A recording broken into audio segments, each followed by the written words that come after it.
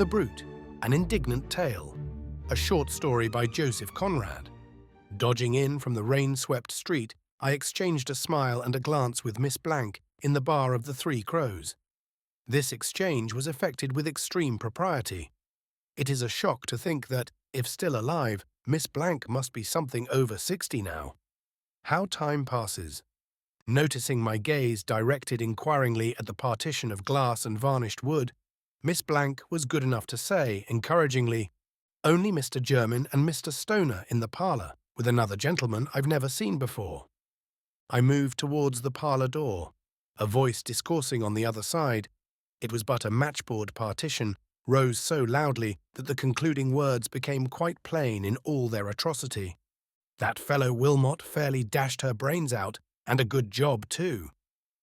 This inhuman sentiment, since there was nothing profane or improper in it, failed to do as much as to check the slight yawn Miss Blank was achieving behind her hand, and she remained gazing fixedly at the window panes, which streamed with rain. As I opened the parlour door, the same voice went on in the same cruel strain. I was glad when I heard she got the knock from somebody at last. Sorry enough for poor Wilmot, though. That man and I used to be chums at one time. Of course, that was the end of him. A clear case, if there ever was one. No way out of it. None at all. The voice belonged to the gentleman Miss Blank had never seen before. He straddled his long legs on the hearthrug. Jermyn, leaning forward, held his pocket handkerchief spread out before the grate. He looked back dismally over his shoulder, and as I slipped behind one of the little wooden tables, I nodded to him. On the other side of the fire, imposingly calm and large, sat Mr. Stonor, jammed tight into a capacious Windsor armchair. There was nothing small about him but his short white side whiskers. Yards and yards of extra superfine blue cloth, made up into an overcoat, reposed on a chair by his side, and he must just have brought some liner from sea, because another chair was smothered under his black waterproof, ample as a pall, and made of threefold oiled silk, double-stitched throughout. A man's handbag of the usual size looked like a child's toy on the floor near his feet. I did not nod to him. He was too big to be nodded to in that parlour. He was a senior Trinity pilot and condescended to take his turn in the cutter only during the summer months. He had been many times in charge of royal yachts in and out of Port Victoria. Besides, it's no use nodding to a monument. And he was like one. He didn't speak. He didn't budge. He just sat there, holding his handsome old head up, immovable and almost bigger than life. It was extremely fine. Mr. Stonor's presence reduced poor old Jermyn to a mere shabby wisp of a man, and made the talkative stranger in tweeds on the hearthrug look absurdly boyish. The latter must have been a few years over 30, and was certainly not the sort of individual that gets abashed at the sound of his own voice, because gathering me in, as it were, by a friendly glance, he kept it going without a check. "I was glad of it," he repeated emphatically. "You may be surprised at it, but then you haven't gone through the experience I've had of her. I can tell you, it was something to remember. Of course, I got off scot-free myself, as you can see. She did her best to break up my pluck for me, though. She jolly near drove as fine a fellow as ever lived into a madhouse. What do you say to that, eh?" Not an eyelid twitched in Mr. Stonor's enormous face. Monumental. The speaker looked straight into my eyes.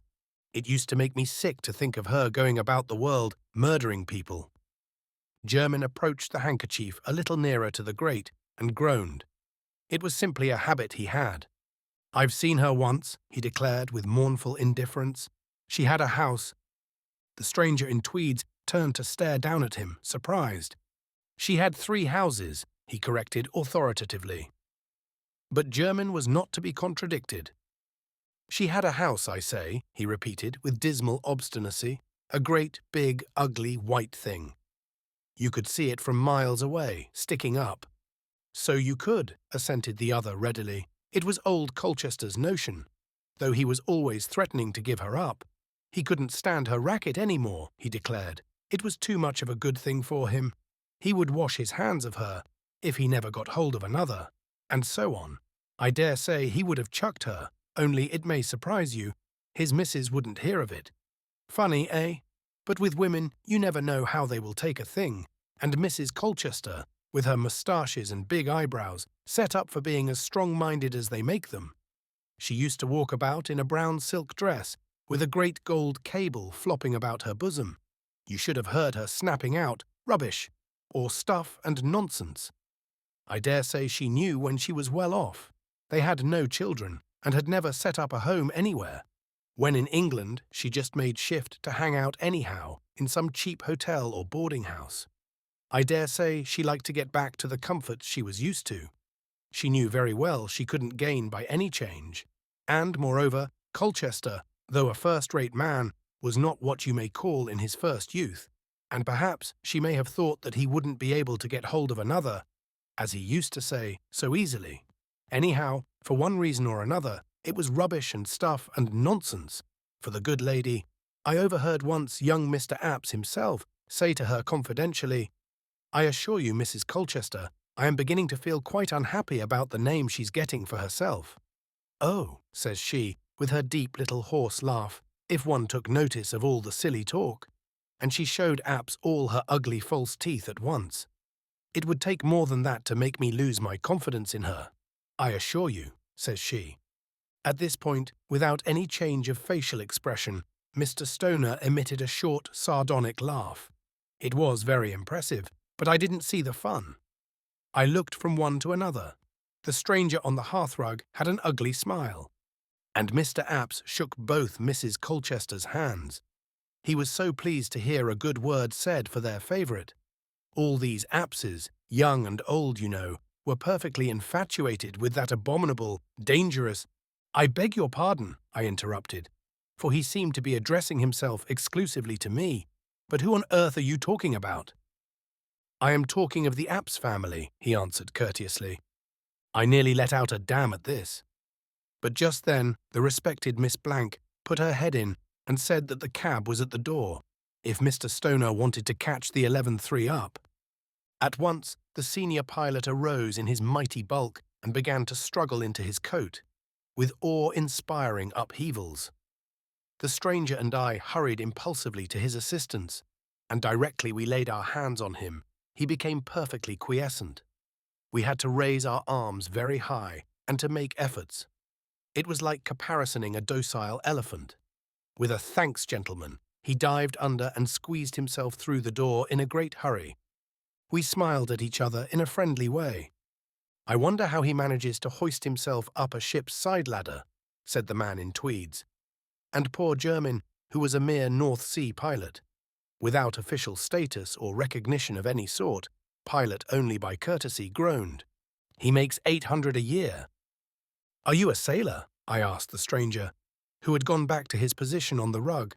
"I used to be till a couple of years ago, when I got married," answered this communicative individual. "I even went to sea first in that very ship we were speaking of when you came in." "What ship?" I asked, puzzled. "I never heard you mention a ship."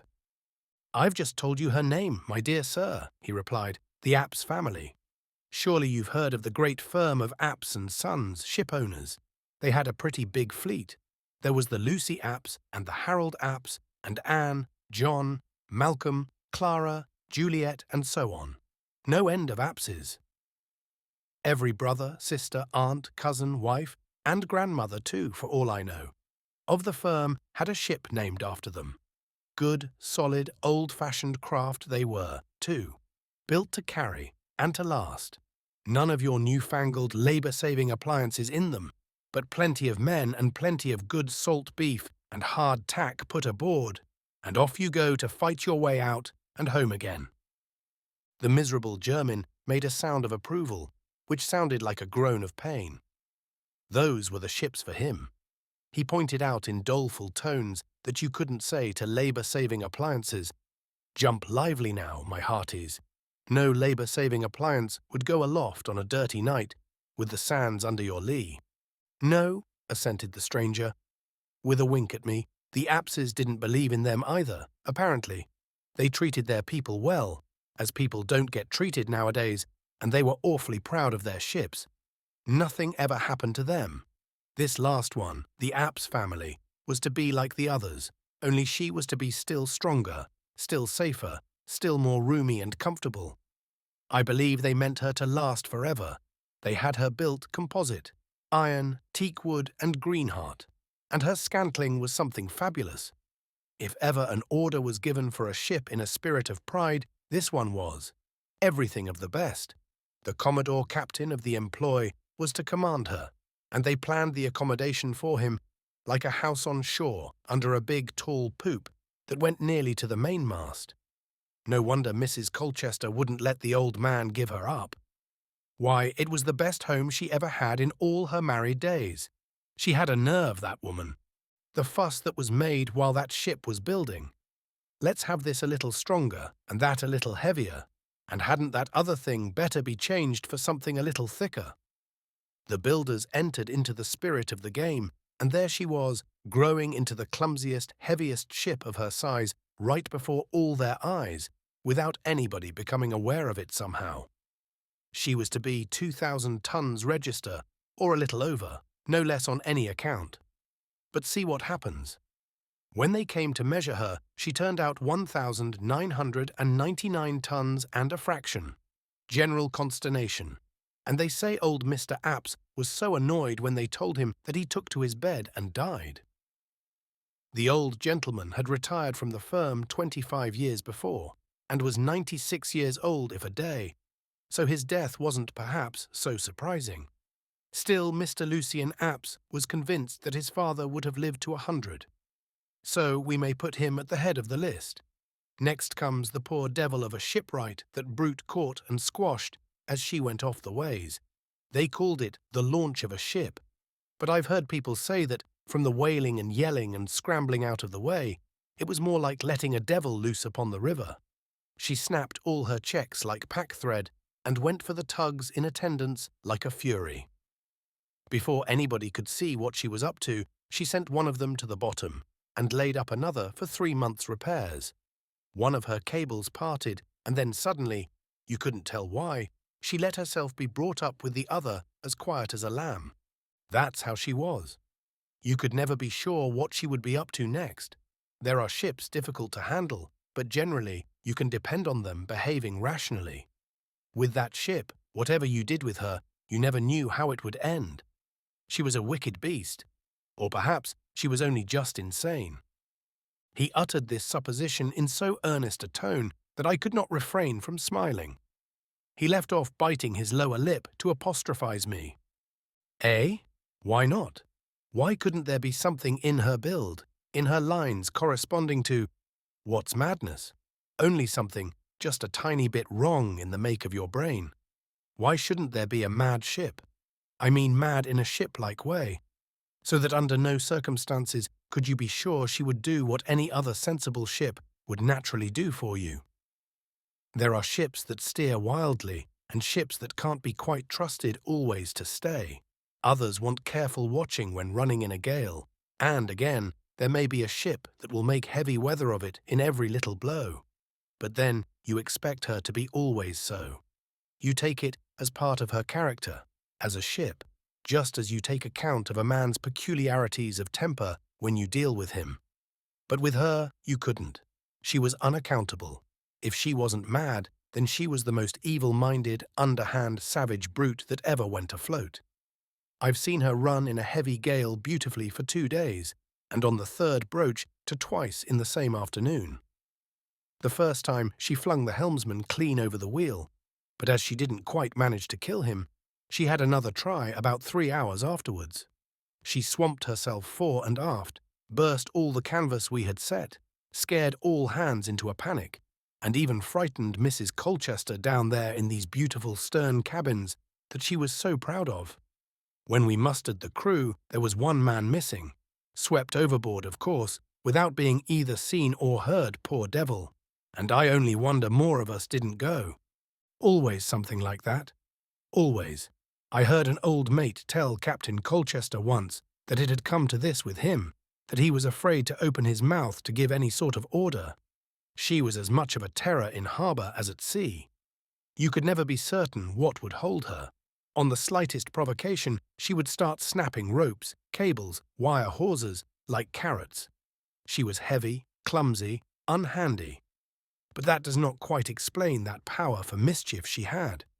You know, somehow, when I think of her, I can't help remembering what we hear of incurable lunatics breaking loose now and then. He looked at me inquisitively, but of course I couldn't admit that a ship could be mad. In the ports where she was known, he went on, they dreaded the sight of her.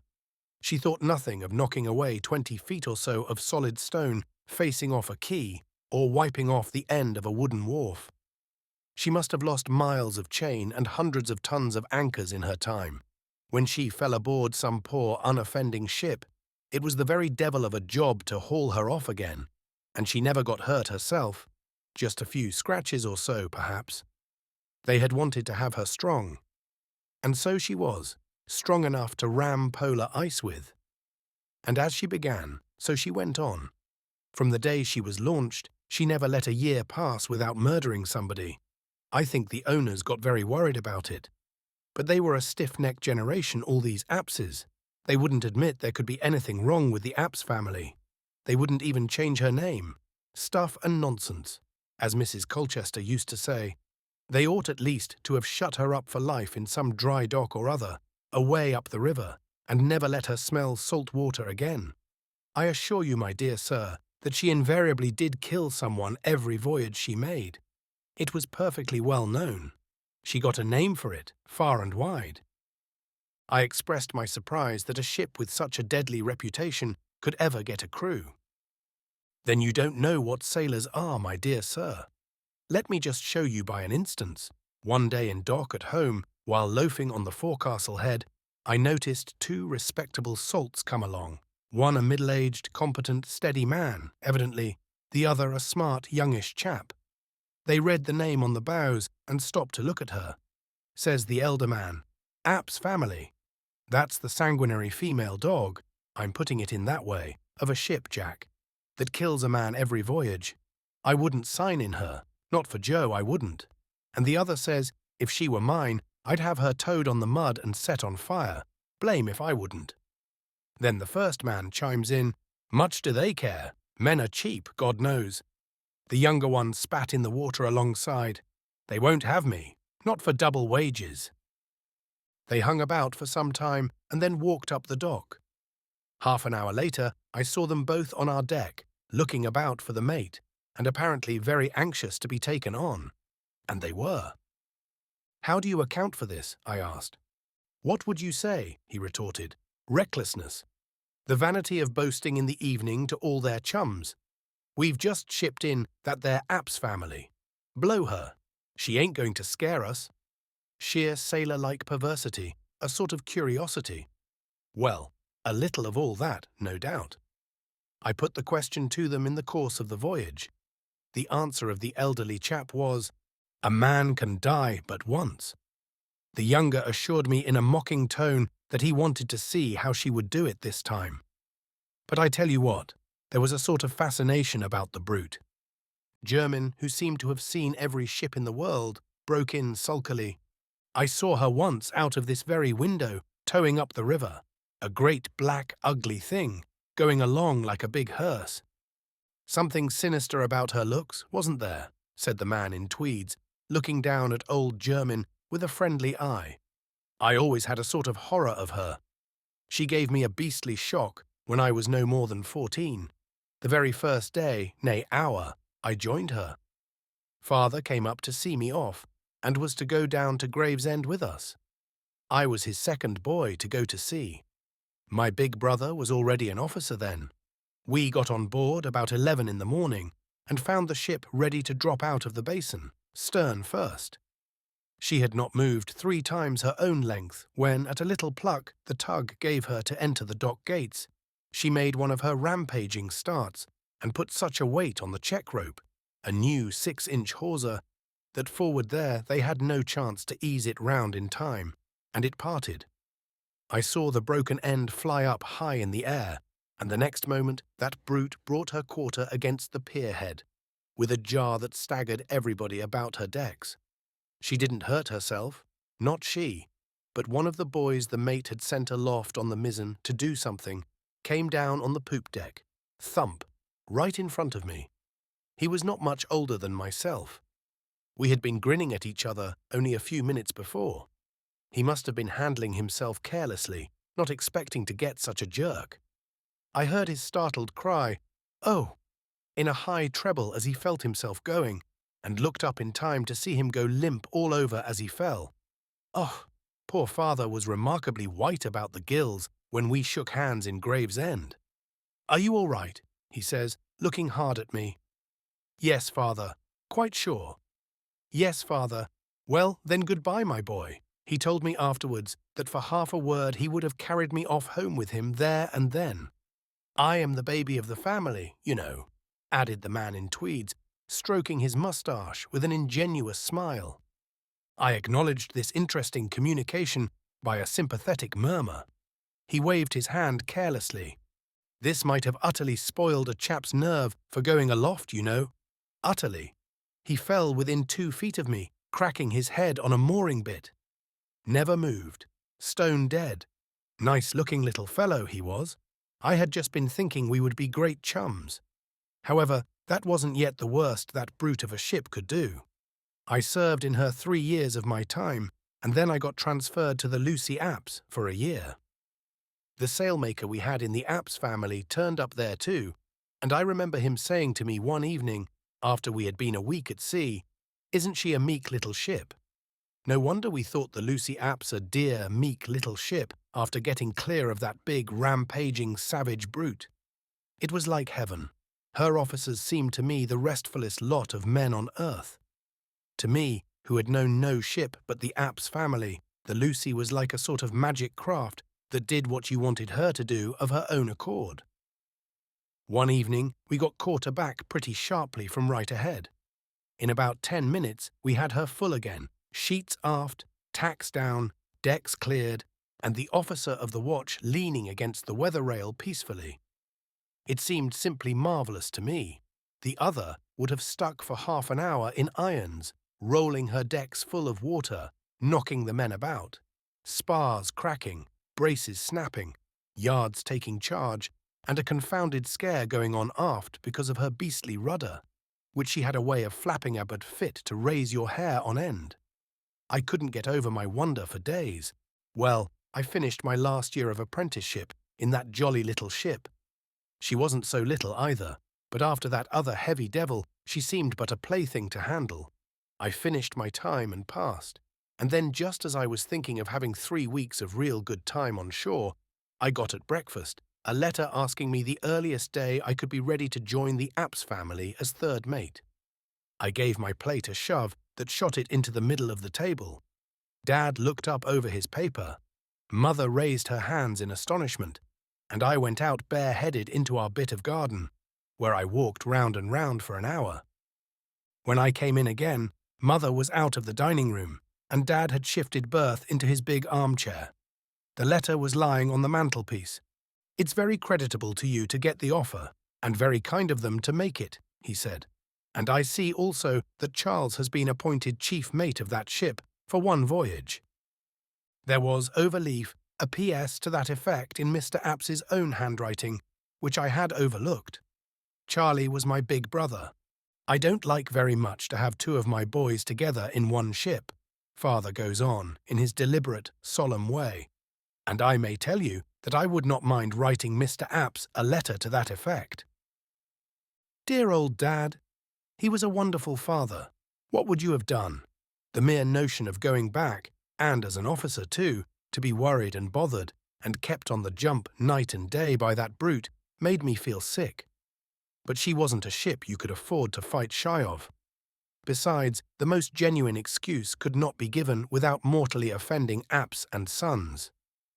The firm, and I believe the whole family down to the old unmarried aunts in Lancashire, had grown desperately touchy about that accursed ship's character. This was the case for answering ready now, from your very deathbed, if you wished to die in their good graces. And that's precisely what I did answer. By wire, to have it over and done with at once.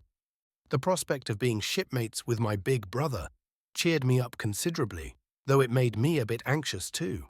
Ever since I remember myself as a little chap, he had been very good to me, and I looked upon him as the finest fellow in the world. And so he was. No better officer ever walked the deck of a merchant ship, and that's a fact. He was a fine, strong, upstanding, sun-tanned young fellow, with his brown hair curling a little, and an eye like a hawk. He was just splendid.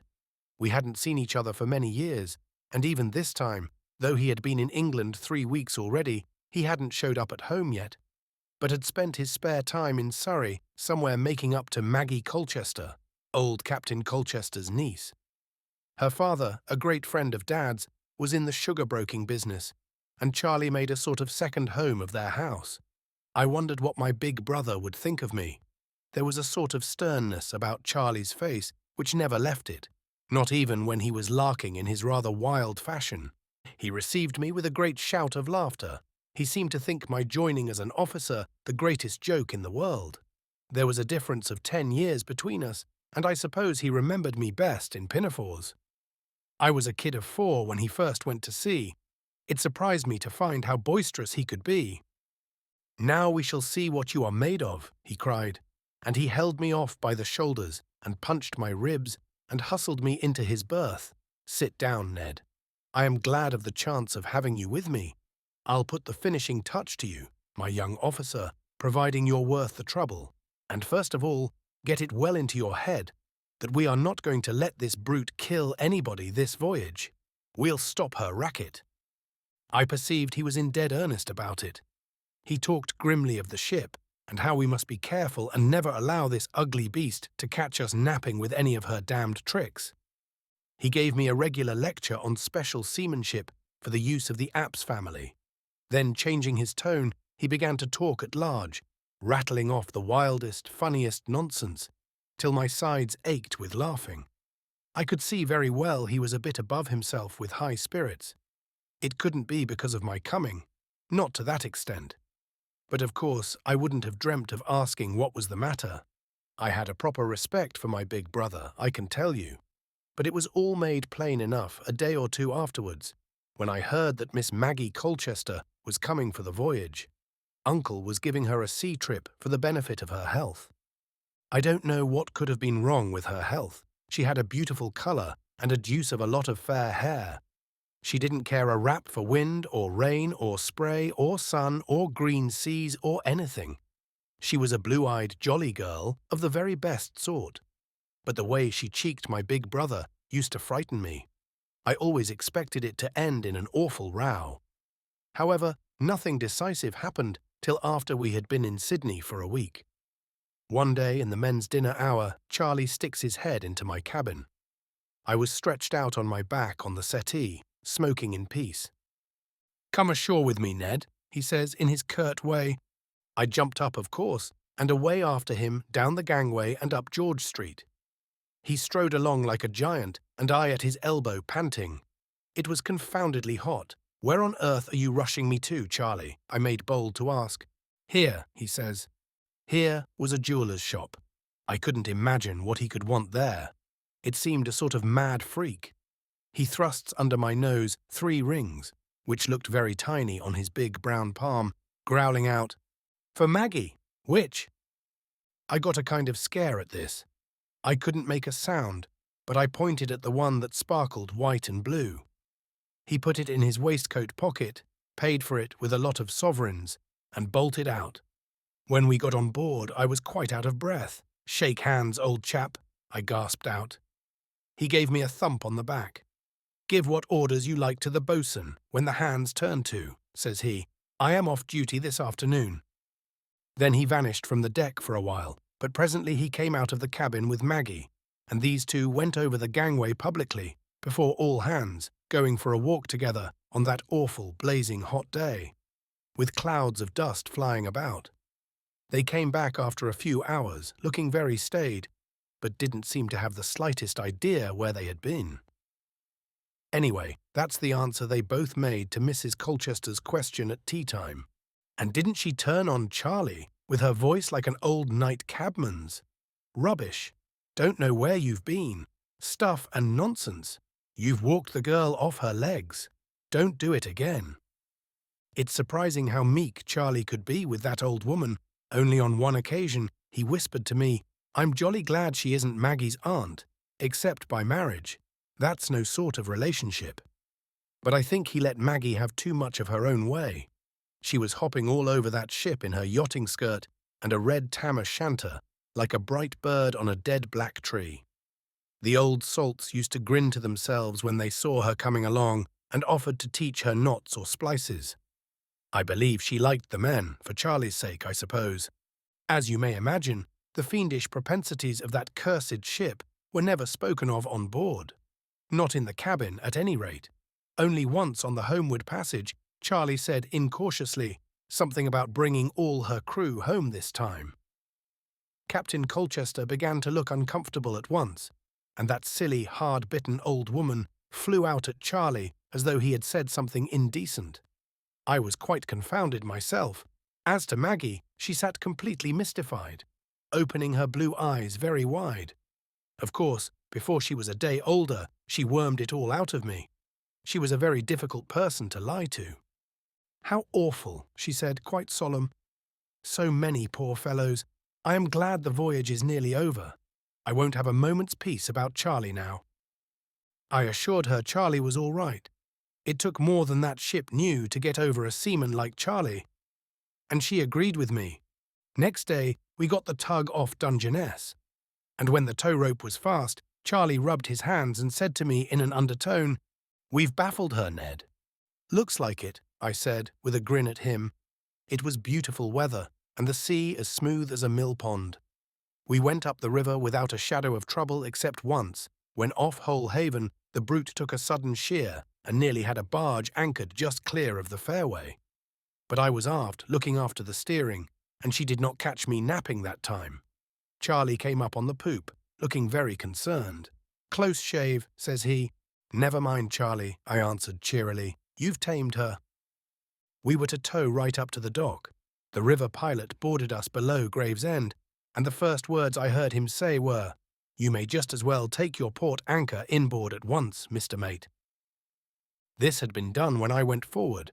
I saw Maggie on the forecastle head enjoying the bustle, and I begged her to go aft, but she took no notice of me, of course. Then Charlie, who was very busy with the headgear, caught sight of her and shouted in his biggest voice, "Get off the forecastle head, Maggie. You're in the way here." For all answer, she made a funny face at him, and I saw poor Charlie turn away, hiding a smile. She was flushed with the excitement of getting home again, and her blue eyes seemed to snap electric sparks as she looked at the river. A collier brig had gone round just ahead of us, and our tug had to stop her engines in a hurry to avoid running into her. In a moment, as is usually the case, all the shipping in the Reach seemed to get into a hopeless tangle. A schooner and a ketch got up a small collision, all to themselves right in the middle of the river. It was exciting to watch, and meantime our tug remained stopped. Any other ship than that brute could have been coaxed to keep straight for a couple of minutes. But not she.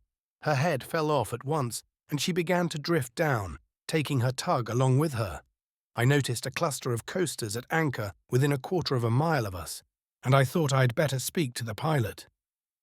"If you let her get amongst that lot," I said quietly, "she will grind some of them to bits before we get her out again." "Don't I know her?" cries he, stamping his foot in a perfect fury. And he out with his whistle to make that bothered tug get the ship's head up again as quick as possible. He blew like mad, waving his arm to port, and presently we could see that the tug's engines had been set going ahead. Her paddles churned the water, but it was as if she had been trying to tow a rock. She couldn't get an inch out of that ship. Again the pilot blew his whistle and waved his arm to port. We could see the tug's paddles turning faster and faster away, broad on our bow. For a moment tug and ship hung motionless in a crowd of moving shipping, and then the terrific strain that evil, stony-hearted brute would always put on everything tore the towing chock clean out. The tow rope surged over, snapping the iron stanchions of the headrail one after another as if they had been sticks of sealing wax. It was only then I noticed that in order to have a better view over our heads, Maggie had stepped upon the port anchor as it lay flat on the forecastle deck. It had been lowered properly into its hardwood beds, but there had been no time to take a turn with it. Anyway, it was quite secure as it was for going into dock, but I could see directly that the tow rope would sweep under the fluke in another second. My heart flew up right into my throat, but not before I had time to yell out, "Jump clear of that anchor!" But I hadn't time to shriek out her name. I don't suppose she heard me at all. The first touch of the hawser against the fluke threw her down. She was up on her feet again quick as lightning, but she was up on the wrong side. I heard a horrid scraping sound, and then that anchor, tipping over, rose up like something alive. Its great, rough iron arm caught Maggie round the waist, seemed to clasp her close with a dreadful hug, and flung itself with her over and down in a terrific clang of iron, followed by heavy ringing blows that shook the ship from stem to stern, because the ring stopper held. "How horrible!" I exclaimed. "I used to dream for years afterwards of anchors catching hold of girls," said the man in tweeds a little wildly. He shuddered. With a most pitiful howl, Charlie was over after her, almost on the instant. But Lord, he didn't see as much as a gleam of her red tam-o'-shanter in the water. Nothing whatever. In a moment there were half a dozen boats around us, and he got pulled into one. I, with the boatswain and the carpenter, let go the other anchor in a hurry and brought the ship up somehow. The pilot had gone silly. He walked up and down the forecastle head, wringing his hands and muttering to himself, "Killing women now! Killing women now!" Not another word could you get out of him. Dusk fell, then a night black as pitch, and peering upon the river, I heard a low, mournful hail, "Ship, ahoy!" 2 Gravesend watermen came alongside. They had a lantern in their wherry and looked up the ship's side, holding onto the ladder without a word. I saw in the patch of light a lot of loose, fair hair down there. He shuddered again. After the tide turned, poor Maggie's body had floated clear of one of them big mooring buoys, he explained. I crept aft, feeling half dead, and managed to send a rocket up, to let the other searchers know, on the river, and then I slunk away forward like a cur, and spent the night sitting on the heel of the bowsprit, so as to be as far as possible out of Charlie's way. "Poor fellow," I murmured. "Yes, poor fellow," he repeated musingly. "That brute wouldn't let him, not even him, cheat her of her prey. But he made her fast in dock next morning. He did. We hadn't exchanged a word, not a single look for that matter. I didn't want to look at him. When the last rope was fast, he put his hands to his head and stood gazing down at his feet, as if trying to remember something. The men waited on the main deck for the words that end the voyage. Perhaps that is what he was trying to remember. I spoke for him. "That'll do, men." I never saw a crew leave a ship so quietly. They sneaked over the rail one after another, taking care not to bang their sea chests too heavily. They looked our way, but not one had the stomach to come up and offer to shake hands with the mate, as is usual. I followed him all over the empty ship, to and fro, here and there, with no living soul about but the 2 of us, because the old ship keeper had locked himself up in the galley. Both doors. Suddenly poor Charlie mutters, in a crazy voice, "I'm done here," and strides down the gangway with me at his heels, up the dock, out at the gate, on towards Tower Hill. He used to take rooms with a decent old landlady in America Square, to be near his work. All at once he stops short, turns round, and comes back straight at me. "Ned," says he, "I am going home." I had the good luck to sight a 4-wheeler and got him in just in time. His legs were beginning to give way. In our hall he fell down on a chair, and I'll never forget father's and mother's amazed, perfectly still faces as they stood over him. They couldn't understand what had happened to him till I blubbered out, "Maggie got drowned yesterday in the river." Mother let out a little cry. Father looks from him to me, and from me to him, as if comparing our faces, for upon my soul, Charlie did not resemble himself at all. Nobody moved, and the poor fellow raises his big brown hands slowly to his throat, and with one single tug rips everything open. Collar, shirt, waistcoat, a perfect wreck and ruin of a man. Father and I got him upstairs somehow, and Mother pretty nearly killed herself nursing him through a brain fever." The man in tweeds nodded at me significantly. "Ah, there was nothing that could be done with that brute. She had a devil in her." "Where's your brother?" I asked, expecting to hear he was dead. But he was commanding a smart steamer on the China coast, and never came home now. Jermyn fetched a heavy sigh, and the handkerchief, being now sufficiently dry, put it up tenderly to his red and lamentable nose. "She was a ravening beast," the man in tweeds started again. Old Colchester put his foot down and resigned. And would you believe it? Apps and Sons wrote to ask whether he wouldn't reconsider his decision. Anything to save the good name of the Apps family. Old Colchester went to the office then and said that he would take charge again, but only to sail her out into the North Sea and scuttle her there. He was nearly off his chump. He used to be darkish iron grey, but his hair went snow-white in a fortnight. And Mr. Lucian Apps, they had known each other as young men, pretended not to notice it. Here's infatuation if you like, here's pride for you. They jumped at the first man they could get to take her, for fear of the scandal of the Apps family not being able to find a skipper. He was a festive soul, I believe, but he stuck to her grim and hard. Wilmot was his second mate, a harum-scarum fellow, and pretending to a great scorn for all the girls. The fact is, he was really timid, but let only one of them do as much as lift her little finger in encouragement, and there was nothing that could hold the beggar.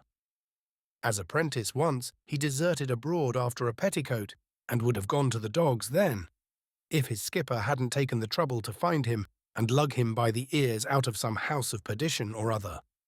It was said that one of the firm had been heard once to express a hope that this brute of a ship would get lost soon. I can hardly credit the tale unless it might have been Mr. Alfred Apps, whom the family didn't think much of. They had him in the office, but he was considered a bad egg altogether, always flying off to race meetings and coming home drunk. You would have thought that a ship so full of deadly tricks would run herself ashore some day out of sheer cussedness. But not she. She was going to last forever. She had a nose to keep off the bottom. Jermyn made a grunt of approval. "A ship after a pilot's own heart, eh?" jeered the man in tweeds. Well, Wilmot managed it. He was the man for it. But even he, perhaps, couldn't have done the trick without the green-eyed governess, or nurse, or whatever she was to the children of Mr. and Mrs. Pamphilius. Those people were passengers in her from Port Adelaide to the Cape. Well, the ship went out and anchored outside for the day. The skipper, hospitable soul, had a lot of guests from town to a farewell lunch, as usual with him. It was 5 in the evening before the last shore boat left the side, and the weather looked ugly and dark in the Gulf. There was no reason for him to get under way. However, as he had told everybody he was going that day, he imagined it was proper to do so anyhow.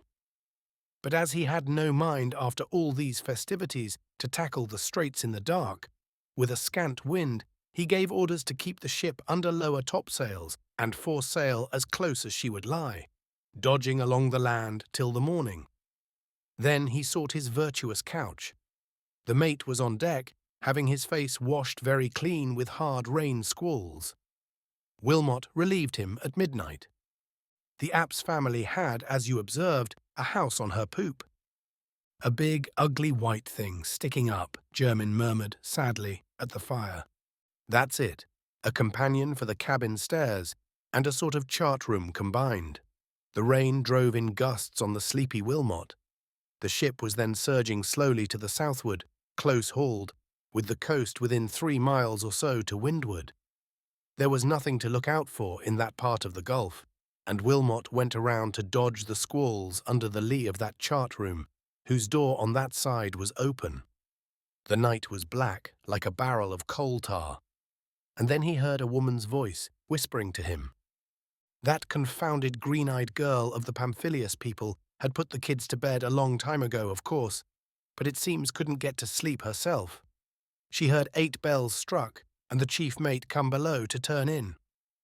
She waited a bit, then got into her dressing gown and stole across the empty saloon and up the stairs into the chart-room. She sat down on the settee near the open door to cool herself, I dare say. I suppose when she whispered to Wilmot, it was as if somebody had struck a match in the fellow's brain. I don't know how it was they had got so very thick. I fancy he had met her ashore a few times before.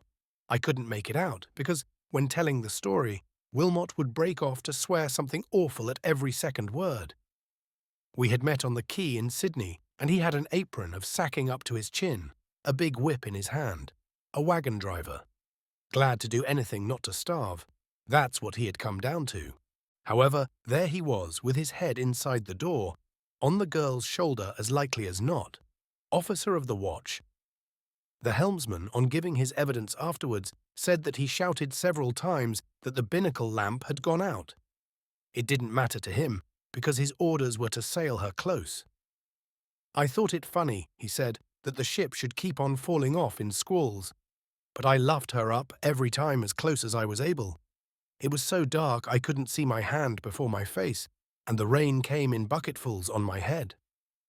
The truth was that at every squall the wind hauled aft a little, till gradually the ship came to be heading straight for the coast, without a single soul in her being aware of it.